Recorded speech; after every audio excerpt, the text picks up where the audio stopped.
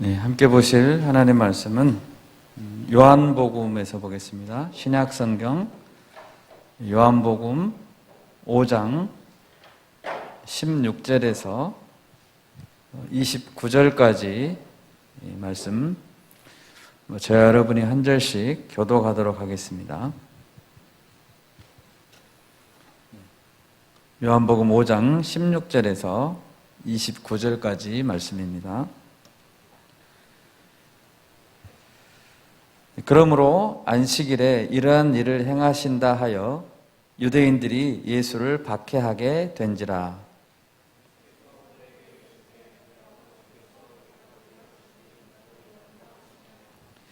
유대인들이 이로 말미암아 더욱 예수를 죽이고자 하니 이는 안식일을 범할 뿐만 아니라 하나님을 자기의 친아버지라 하여 자기를 하나님과 동등으로 삼으심이러라.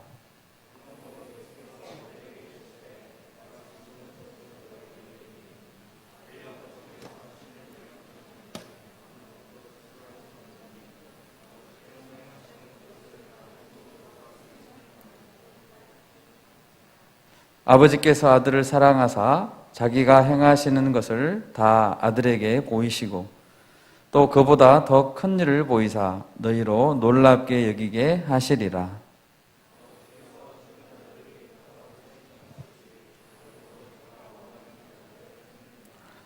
아버지께서 아무도 심판하지 아니하시고 심판을 다 아들에게 맡기셨으니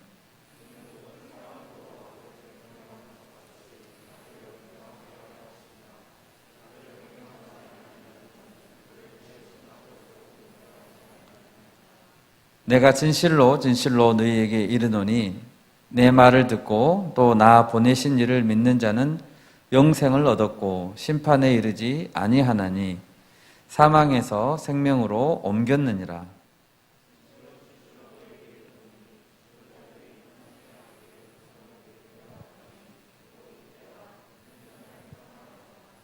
아버지께서 자기 속에 생명이 있음 같이 아들에게도 생명을 주어 그 속에 있게 하셨고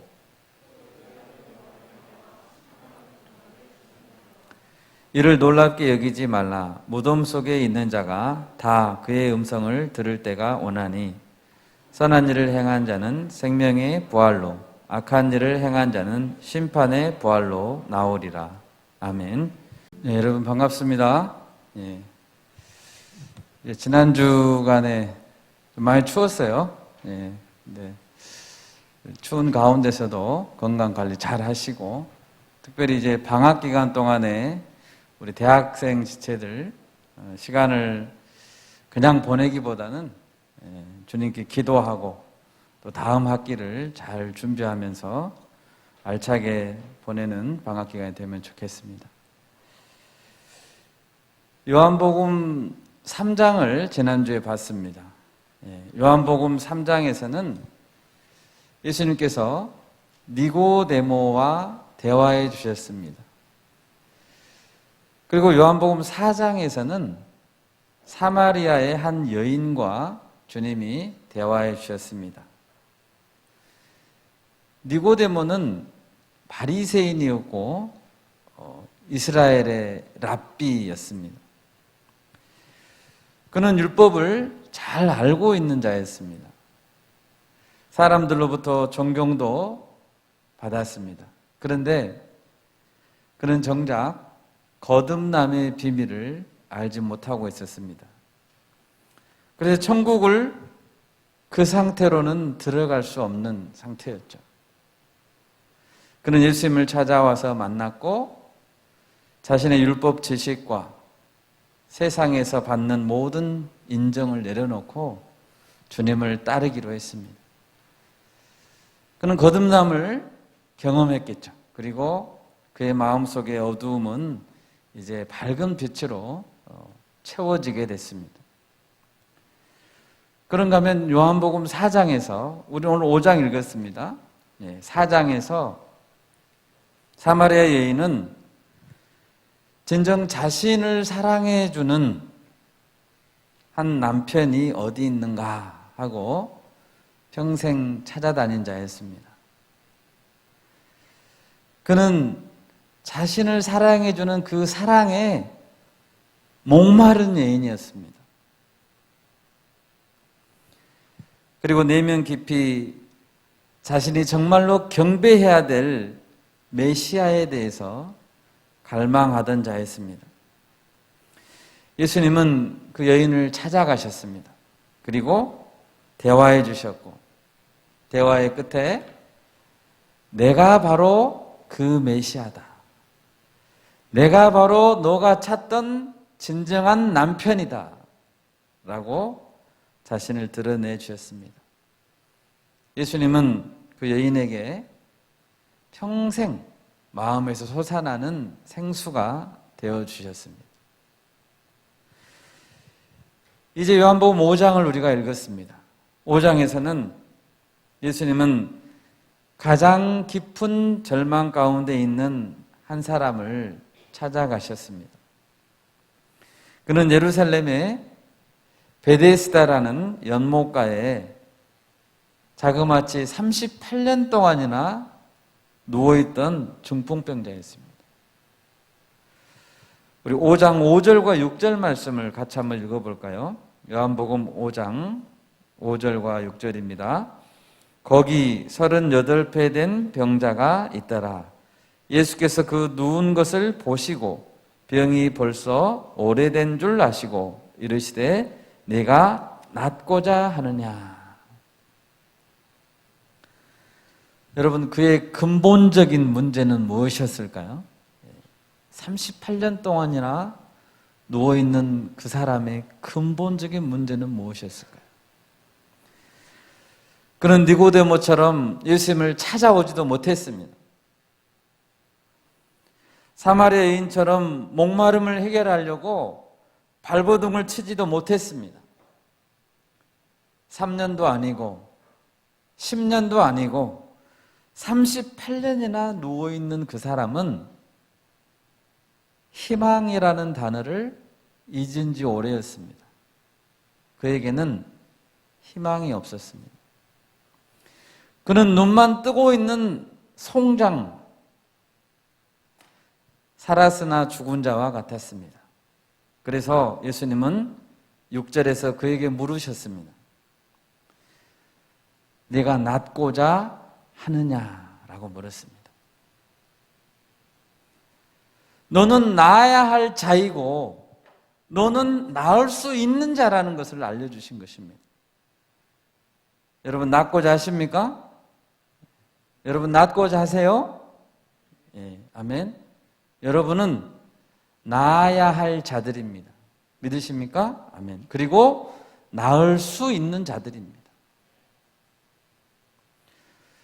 예수님은 희망을 심었습니다.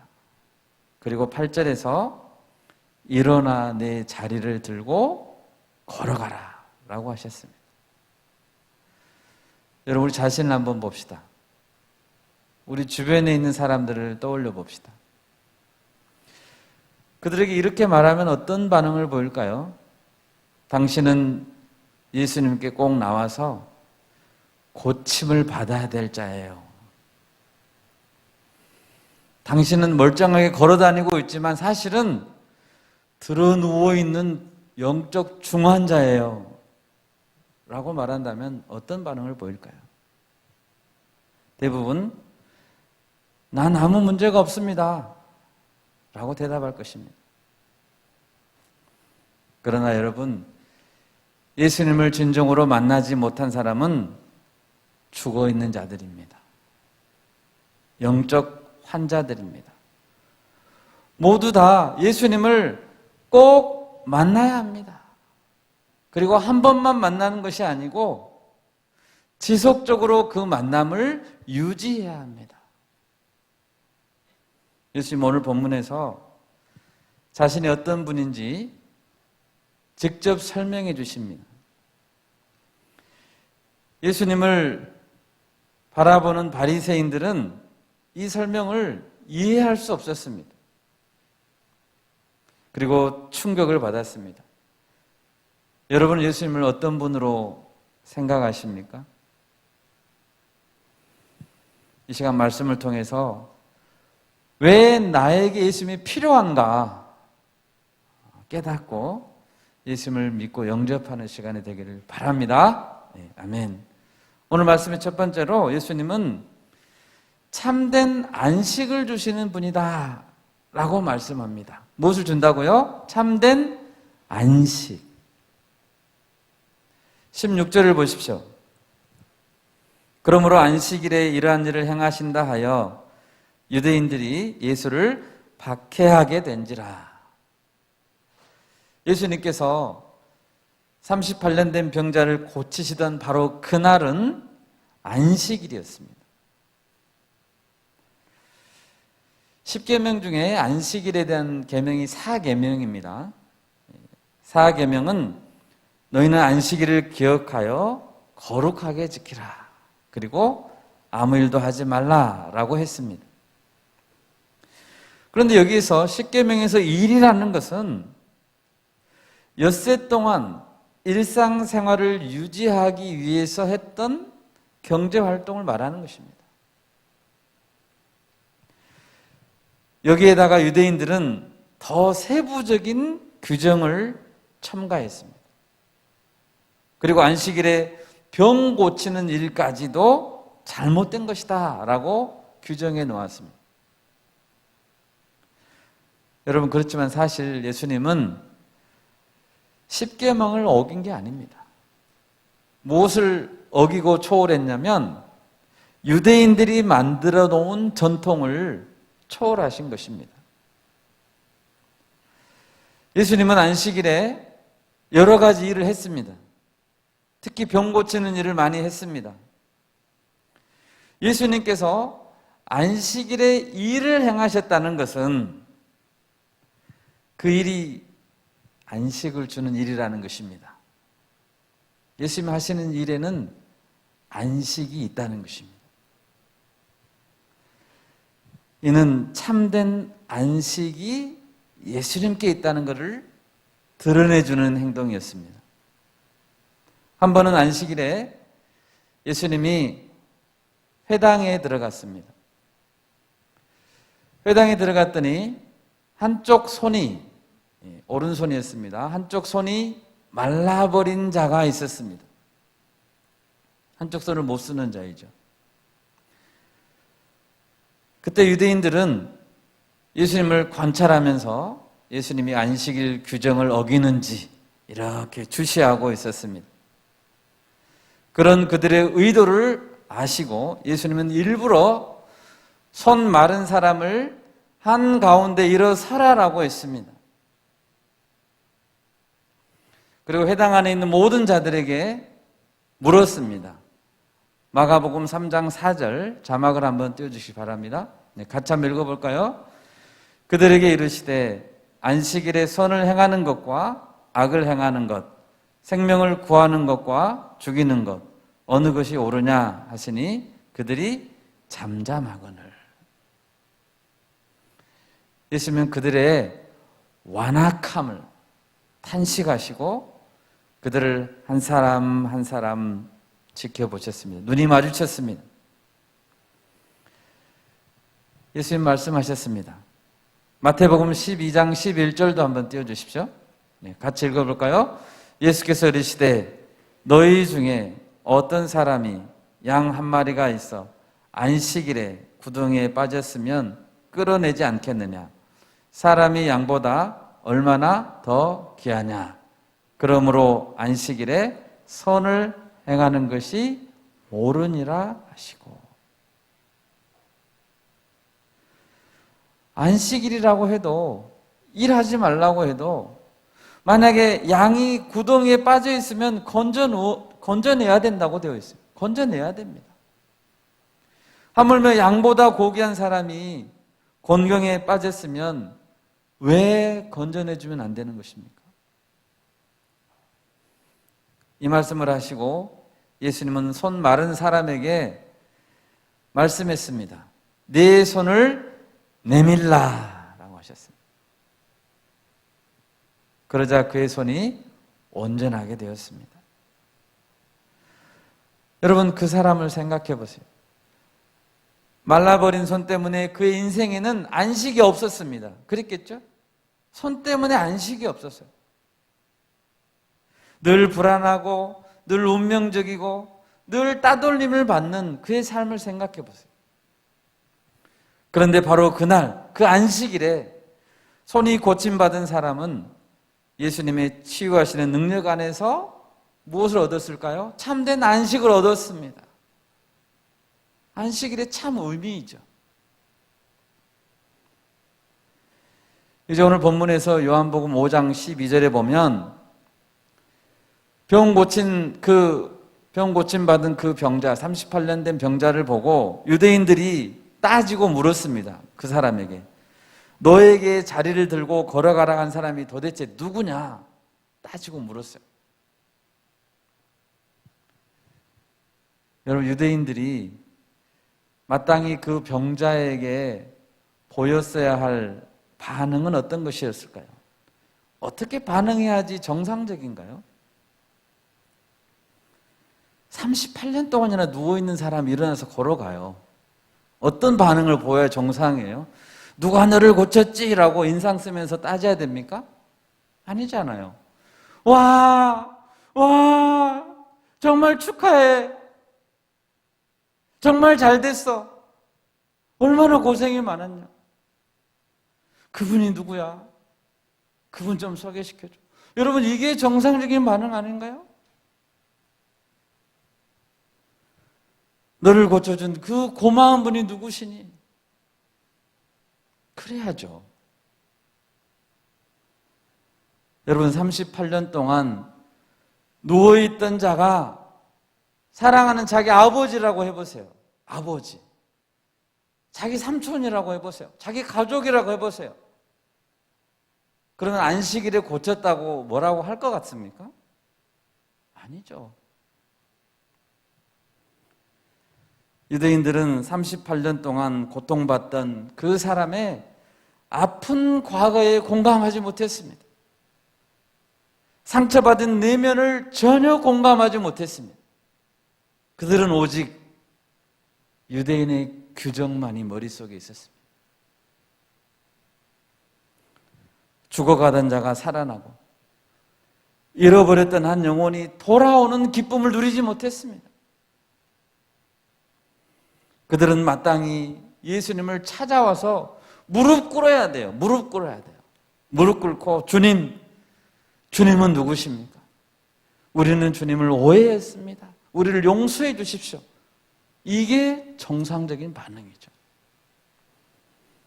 그들은 영혼을 살려주신 예수님께 감사하기는커녕 예수님이 누구신지 알고 싶지도 않았어요. 만약 그 38년 된 병자가 대제사장의 집안 사람이었으면 어땠을까요? 그들은 아무 말도 안 했을 것입니다. 그들은 유대인들은 안식일에 병을 고쳤다는 것을 계기로 예수님을 박해하기 시작했습니다. 여러분은 어떠십니까? 38년 된 병자가 일어나서 걸어가게 된 이 이야기를 들으시고 여러분은 어떠십니까? 여러분은 감동이 있습니까? 여러분 그분의 아픔에 공감할 수 있습니까? 와, 예수님은 이런 분이셨구나. 38년 동안이라 누워 있었는데 이렇게 해주신 분이 예수님이구나. 멋지시구나. 여러분, 무엇이 안식입니까? 안식일은 6일간 창조를 완성하시고 7일째 쉬셨던 창조주 하나님을 기억하는 날이 안식일입니다. 그러므로 창조주이신 예수님은 안식일을 제정하신 제정자세요. 안식일의 주인이세요. 또 예수님 안에 머물고 있으면 예수님 안에 머무는 자는 참 안식을 누리는 자입니다. 오늘 본문에서 정말 제대로 안식일을 지키는 자는 누구였을까요? 예수님 옆에 있던 제자들. 그리고 38년 된 고침받은 병자, 이 사람들이 안식일을 제대로 지키는 자예요. 오히려 안식일을 어기는 자는 예수님을 거부하는 유대인들인 것입니다. 여러분, 예수님만이 우리에게 참 안식을 주십니다. 네, 아멘. 예수님만이 참 쉼과 참 평안을 주십니다. 여러분, 예수님께로 돌아오세요. 예수님 품 안에 우리의 영원한 고향입니다. 예수님께 오면 참 쉼이 있다니까요. 이 시간 여기 계신 모든 분들이 예수님 안에서 참된 치유와 회복을 경험하고 참된 안식을 발견할 수 있기를 바랍니다. 두 번째로 오늘 본문에서 예수님은 자신이 하나님과 동등한 분이라고 말씀하고 있습니다. 17절을 보십시오. 예수께서 그들에게 이르시되 내 아버지께서 이제까지 일하시니 나도 일한다 하시매. 예수님이 여기서 하나님을 내 아버지, 내 친아버지라고 말씀하고 있습니다. 19절 하반절도 보십시오. 아들이 아버지께서 하시는 일을 보지 않고는 아무것도 스스로 할 수 없나니 아버지께서 행하시는 그것을 아들도 그와 같이 행하느니라. 20절 아버지께서 아들을 사랑하사 자기가 행하시는 것을 다 아들에게 보이시고 또 그보다 더 큰 일을 보이사 너희로 놀랍게 여기게 하시리라. 아멘. 예수님 자신은 하나님 아버지께서 행하시는 것을 다 보았다라고 말씀하고 있습니다. 여러분, 놀랍죠? 하나님이 하신 일을 하나도 빠짐없이 다 보셨대요, 예수님께서. 요한복음 1장 1절이 이해가 되죠. 태초에 말씀이 계시니라 이 말씀이 하나님과 함께 계셨으니 이 말씀은 곧 하나님이시니라. 이 말씀이 예수님이시죠. 예수님은 아버지 하나님께서 하신 것을 다 보고 아버지께서 행하신 것을 그대로 행하고 계십니다.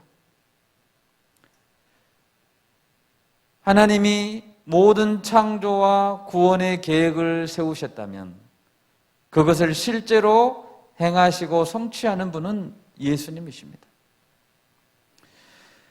특히 23절 말씀은 유대인들을 완전히 충격에 빠뜨렸습니다. 23절을 한 목소리로 한번 읽어보겠습니다. 23절입니다. 이는 모든 사람으로 아버지를 공경하는 것 같이 아들을 공경하게 하려 하심이라. 아들을 공경하지 아니하는 자는 그를 보내신 아버지도 공경하지 아니하느니라. 아멘. 유대인들에게는 누군가의 아들이라고 하는 것은 그 아버지의 본성을 똑같이 공유하는 것을 의미했습니다. 동등한 권한을 가진 자로 이해했습니다. 예수님은 하늘에 계신 하나님을 공경하고, 여러분, 하나님을 얼마나 공경해야 됩니까? 공경하고 예배하는 것 같이 예수님 자신에게도 똑같은 공경을 해야 한다고 선포하는 것입니다. 유대인들에게 유일하신 하나님에 대한 그 생각은 어마어마했거든요.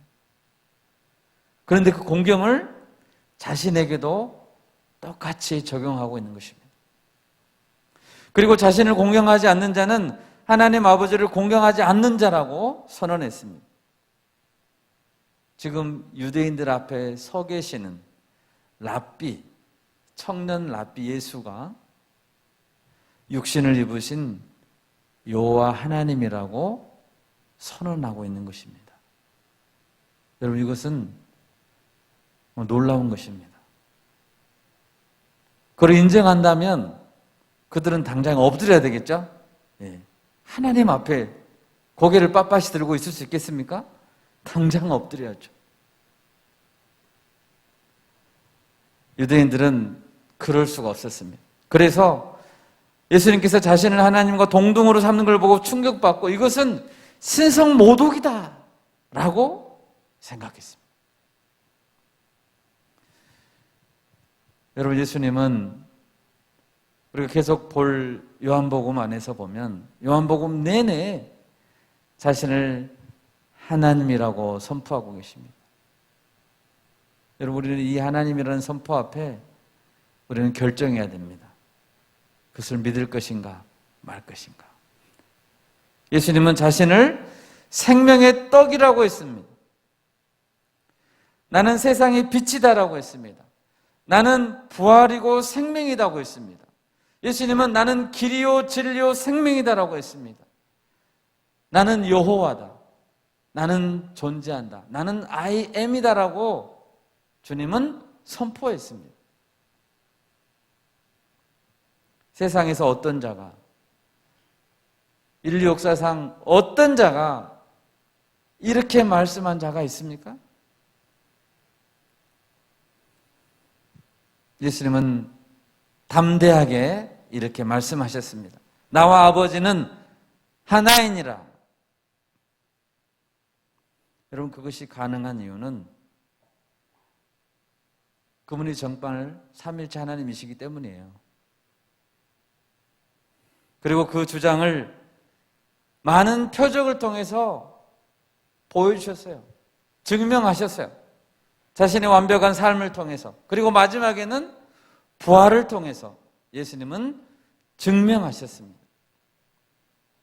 그래서 제자들은 부활을 보고 인정하지 않을 수가 없었던 것이죠. 여러분, 요한복음 4장에서 사마리아 여인 앞에 예수님은 자신을 누구라고 선언하고 있습니까? 우리 4장을 한번 봐볼까요? 요한복음 4장 25절, 26절 같이 한 목소리로 한번 읽겠습니다. 25, 26절입니다. 여자가 이르되 메시아 곧 그리스도라 하는 이가 오실 줄을 내가 아노니 그가 오시면 모든 것을 우리에게 알려주시리이다. 예수께서 이르시되 네게 말하는 내가 그라 하시니라. 아멘. 내가 그라. 유대인들이 그렇게 기다렸던 메시아, 내가 그라 라고 말했습니다. 여러분, 진짜 신성 모독이 무엇인 줄 아십니까? 진짜 신성 모독은 하나님이신 예수님을 믿지 않고 십자가에 못 박는 것이 신성 모독입니다. 하나님을 죽여버리는 거예요. 그런 모독이 어디 있어요? 지금 유대인들이 하고 있는 그 행동, 예수님을 박해한다고 그러잖아요. 그것이야말로 신성 모독죄인 것입니다. 여러분, 하나님께서 보내신 예수님을 공경하십니까? 아멘. 그분께 예배하십니까? 그분께 기도하십니까? 그분을 창조주 하나님으로 인정하십니까? 아멘. 그것이 복음입니다. 예수님을 그리스도로 인정하지 않으면 그분을 보내신 하나님을 인정하지 않는 것입니다. 예수님을 인정하지 않으면서 나는 하나님을 잘 믿는다. 거짓말입니다. 그럴 수 없습니다. 그는 그 죄로 인해서 반드시 죽을 것이다 라고 주님은 말씀하십니다.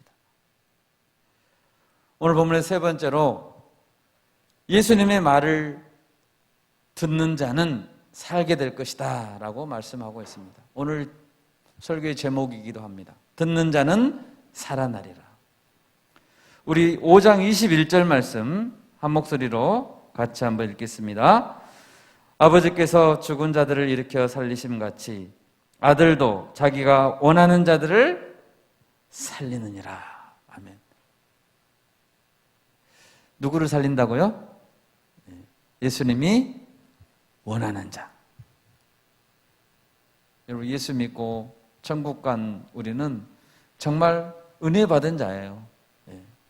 예수님 우리를 원하셨다고 하잖아요. 22절에도 보면 하나님은 아무도 심판하지 아니하시고 심판을 다 아들에게 맡겼다라고 말씀합니다. 여러분, 예수님은 단지 병을 치유하는 분이 아닙니다. 예수님은 죽은 자를 살리시는 분입니다. 생명의 주인이십니다. 생명의 주관자이십니다. 생명과 죽음을 결정하는 종결자입니다. 여기에 중요한 질문이 있습니다. 그러면 예수님이 살린다고 했는데 어떤 자를 살릴까? 원하는 자를 살린다고 했는데 우리는 무엇을 해야 되나? 24절 말씀 같이 한번 읽겠습니다. 24절. 내가 진실로 진실로 너희에게 이르노니 내 말을 듣고 또 나 보내신 이를 믿는 자는 영생을 얻었고 심판에 이르지 아니하나니 사망에서 생명으로 옮겼느니라. 아멘. 우리는 지금 예배당에 앉아서 예수의 말씀을 듣고 있습니다. 그러면 여러분, 듣는다는 것은 무엇을 말할까요? 주님의 말씀을 듣는다. 단지 앉아서 듣는다는 것을 의미할까요? 듣는다는 것은 순종한다는 의미입니다. 순종이 좋은 사례로 베드로 이야기를 하겠습니다. 어느 날 아침에 예수님께서 갈릴리 호숫가에 나가셨습니다. 그런데 많은 무리가 예수님께 몰려왔습니다. 숫자가 많아지자 예수님은 한 배를 청하여 그 배에 오르시고 육지와 약간 거리를 뛰게 하시고 말씀을 가르쳤습니다. 그런데 그 배는 밤새 고기를 잡으려고 바닷가에 나갔다가 돌아왔던 베드로의 배였습니다. 베드로는 옆에서 그물을 씻고 있었습니다. 말씀을 마치시고 베드로에게 말씀하셨습니다. 깊은 데로 가서 그물을 내려 고기를 잡아라. 베드로는 밤새 고기를 이미 잡으려고 노력했습니다. 밤새. 그런데 한 마리도 잡지 못했습니다. 그물을 정리하고 빨리 해장국이나 간단히 먹고 가서 쉬려고 생각하고 있었죠. 근데 예수님은 베드로의 마음을 아는지 모르는지 깊은 데로 다시 가서 그물을 내려 고기를 잡으라고 하십니다. 여러분이 그 자리에 그물을 씻고 있었다면 어떻게 말씀하시겠습니까? 주님, 그물 씻고 있는 거 안 보이세요? 지금 제가 그물 씻고 있잖아요. 게다가 갈릴리 호숫가에서 고기를 잡는 것은 이 분야에서는 내가 더 전문가인 줄 아시잖아요. 베드로는 이렇게 말하지 않았습니다. 그리고 이렇게 말했습니다. 누가복음 5장 5절 말씀 같이 한번 읽겠습니다. 시몬이 대답하여 이르되 선생님, 우리들이 밤이 새도록 수고하였으되 잡은 것이 없지만은 말씀에 의지하여 내가 그물을 내리리이다 하고. 베드로는 밤이 새도록 수고한 것을 주님께 말씀드렸습니다. 주님이 이미 알고 있는 이야기입니다. 그렇지만 말씀에 의지하여, 무엇에 의지하여요? 말씀에 의지하여 그물을 내린다고 했습니다. 베드로가 이 순간 의지한 것은 딱 한 가지밖에 없었습니다. 뭐예요? 예수님의 말씀. 예수님 말씀 빼고 9,999가지의 핑계를 댈 수 있었습니다. 지금 다시 나가면 안 되는 핑계, 안 되는 합리적인 이유, 딱 한 가지. 주님이 그렇게 말씀하셨기 때문에 다시 나가는 거예요.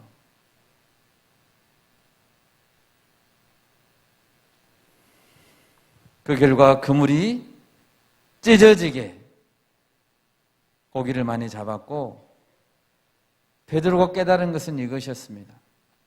베드로에게는 그 순간 고기가 중요한 게 아니에요. 와, 고기 많이 잡았다. 두 배에 가득 잡아서 배가 거의 잠기게 됐네. 와, 오늘 대박 맞았네. 베드로가 그랬습니까? 아니에요. 베드로에게 중요한 건 고기가 아니에요. 그 순간에. 뭐가 중요합니까? 내가 누구이고 당신이 누구인가요? 베드로는 고기 쳐다보지도 않았어요. 해변가에 도착해서 예수님 앞에 무릎을 꿇었습니다. 그리고 주여 나를 떠나소서 그랬습니다. 나는 죄인입니다. 여러분의 관심은 어디에 있습니까? 고기에 있습니까? 자신이 누군가를 발견해야죠. 여러분, 듣는다는 것은 가만히 앉아서 듣고만 있는 게 아닙니다. 모든 형편, 모든 현실, 모든 상황을 뛰어넘어서 그 모든 상황은 뭐라고 말하고 있냐면 넌 그렇게 하면 안 돼. 너는 밤새 고기를 잡았잖아. 또 가려고? 왜? 넌 그렇게 하면 망해. 그렇게 상황은 말하고 있지만 주님의 말씀에 의지하여 순종하는 것. 그것이 듣는 것입니다. 그렇게 들을 때야만 주님을 제대로 만날 수 있고 내가 어떤 자인지 알게 됩니다. 여러분 들을 수 있기를 바랍니다. 네, 아멘. 주님의 말씀을 들을 수 있기를 바랍니다. 듣는다는 것은 또한 듣고 깨닫는 것입니다. 요한복음 4장에 보면 사마리아 여인은 예수님과 대화한 후에 예수님이 누군지 알게 됐습니다. 그리고 그 순간 물동이를 버려버렸습니다. 이제 사마리아 여인에게 물동이는 관심이 없어요. 버렸어요. 버리고 동네 사람들에게 달려갔습니다. 와서 보라, 이는 그리스도가 아니냐 하면서 전도했습니다. 이때 사마리아 사람들이 많이 나와서 예수의 말씀을 듣게 됐죠. 그리고 그들은 예수님이 어떤 분인지 비로소 깨닫게 되었습니다. 그들은 사마리아 여인에게 말했습니다. 요한복음 4장 42절입니다. 42절. 4장 42절 같이 한번 읽을까요? 그 여자에게 말하되 이제 우리가 믿는 것은 네 말로 인함이 아니니 이는 우리가 친히 듣고 그가 참으로 세상의 구주신 줄 알미라 하였더라. 사람들은 직접 예수의 말씀을 들을 때 뭘 깨달았어요? 예수님이 참으로 세상의 구주시구나 라고 깨달았다는 거예요. 여러분 말씀을 들을 때 뭘 깨달아야 됩니까? 예수님이 누구인지 깨달아야 됩니다. 그것이 듣는 것입니다. 믿음은 들음에서 난다고 했습니다. 우리가 귀를 열어 예수의 말씀을 들을 때 깨닫게 될 것입니다. 예수의 말씀을 듣지 않으면 그러면 어떻게 되나요? 깨닫지 못합니다. 여러분 예수님이 누군지 깨닫고 싶으시죠? 나는 안 들어도 깨달을 수 있어. 그건 사입입니다. 이런 이단들이 있습니다. 조용한 음악을 틀어놓고 명상을 하고 그러면 도를 깨닫는다. 여러분 그런 많죠. 네. 조용한 음악을 틀어놓고 혼자서 깊이 명상에 잠겨도 깨달을 수 없습니다. 우리 마음에는 선한 것이 없기 때문입니다. 여러분 마음을 기대하지 마세요. 여러분 마음속에는 절대 선한 것이 없습니다. 예수님이 우리 마음속에 있는 게 뭐라고 말씀하셨어요? 우리 마음속에 뭐가 있는 줄 아세요? 마가복음 7장 21절 22절 같이 한번 읽겠습니다. 속에서 곧 사람의 마음에서 나오는 것은 악한 생각, 곧 음란과 도둑질과 살인과 간음과 탐욕과 악독과 속임과 음탕과 질투와 비방과 교만과 우매함이니. 여러분 마음속에 이런 게 있어요. 부정하지 마세요. 사람의 마음은 다 똑같아요. 우리는 내면에서 속삭이는 소리를 들으면 안 됩니다. 여러분 듣지 마세요. 우리의 깨달음은 득도가 아닙니다. 우리는 득도할 수 없습니다. 하나님의 음성을 듣지 않고 마음속에서 들려오는 소리를 듣다가 죄를 지은 자가 누구예요? 아담과 하와입니다.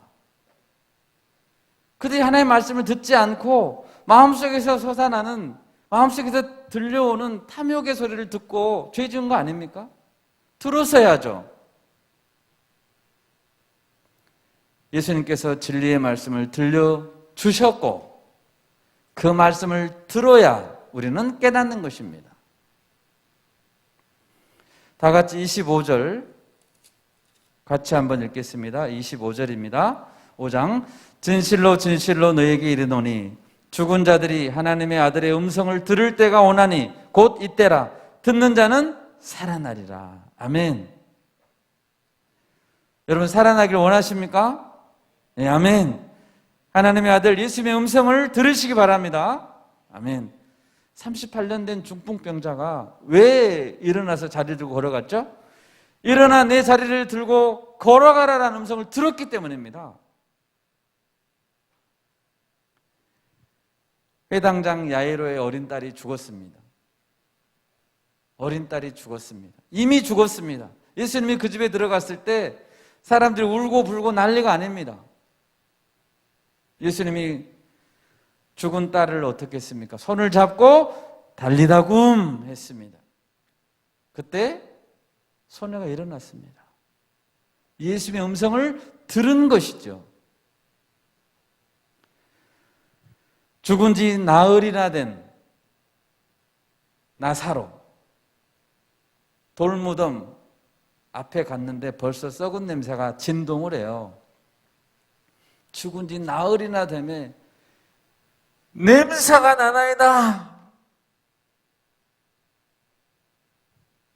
예수님이 그랬습니다. 불신에 찬 마르다에게 내 말이 네가 믿으면 하나님의 영광을 보리라 하지 아니하였느냐? 돌을 옮겨놓아라. 그리고 나사로야 나오라 하셨죠.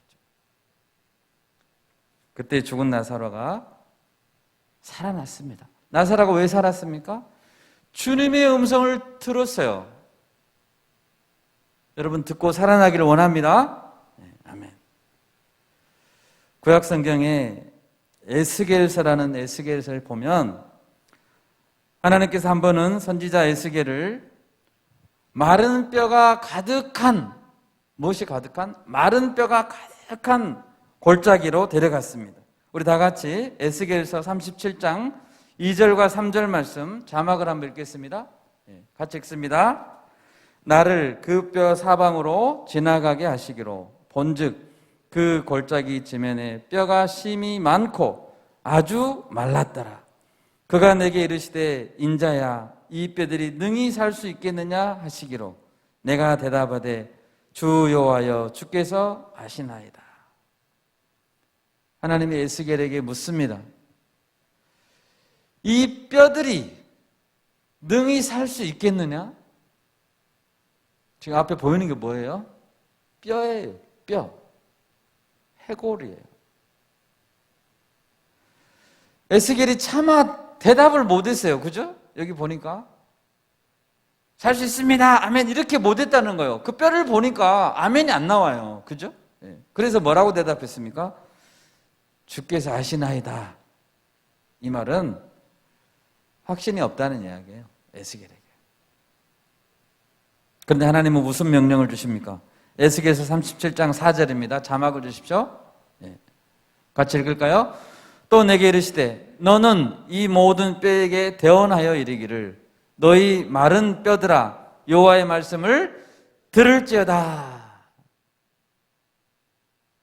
마른 뼈, 아주 말라버린 뼈라고 되어 있습니다. 그것들을 향해서 대언하라고 말씀하십니다. 여러분 대언이 무엇입니까? 대언이라는 것은 하나님께 들은 말씀을 그대로 전달하는 것입니다. 그게 대언입니다. 하나님의 말씀을 들은 에스겔이 어떻게 해야 됩니까? 이제 대언해야죠. 마른 뼈를 향해서 너희 마른 뼈들아 여호와의 말씀을 들을지어다. 37장 5절에서도 이렇게 대언하라고 하십니다. 자막을 주십시오. 같이 읽겠습니다. 주 여호와께서 이 뼈들에게 이같이 말씀하시기를 내가 생기를 너희에게 들어가게 하리니 너희가 살아나리라. 아멘. 에스겔은 이 말씀에 순종했어요. 대언하라고 하니까 대언했어요. 순종했어요. 그러자 나중에 에스겔 37장 읽어보십시오. 뼈들이 소리가 나고 움직이는 뼈, 이 뼈, 저 뼈가 막 이렇게 저쪽에서 오고 저쪽에서 한 뼈가 막 오고 서로 연결되었습니다. 힘줄이 생기고 살이 오르고 가죽이 덮였습니다. 그리고 여호와께서 이제 생기에게 명령하라고 하셨죠. 생기에게 명령하자 생기에 들어가서 무엇이 됐습니까? 여호와의 큰 군대가 되었습니다.